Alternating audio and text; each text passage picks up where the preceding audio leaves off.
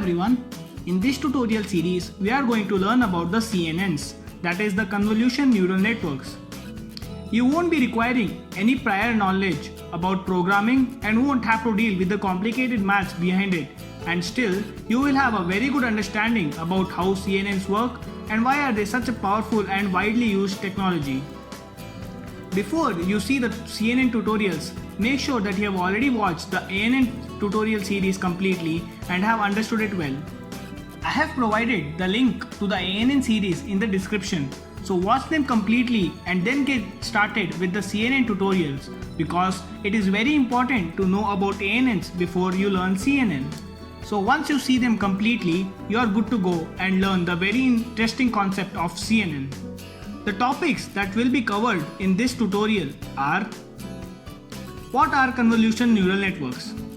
It is important to know what we are trying to learn before we actually start learning it.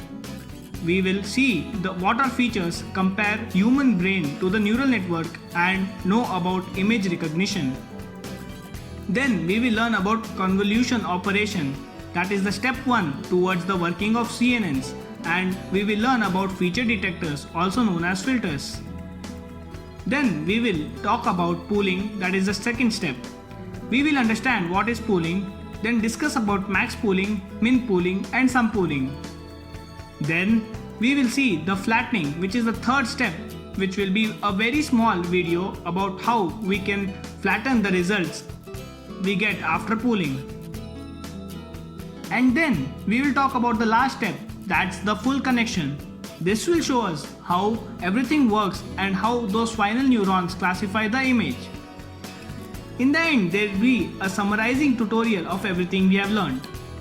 I hope all of you are excited as I am. So subscribe the channel and hit the bell icon to get the latest update on the upcoming videos. Like and share the video, subscribe our channel and hit the bell icon for the latest updates.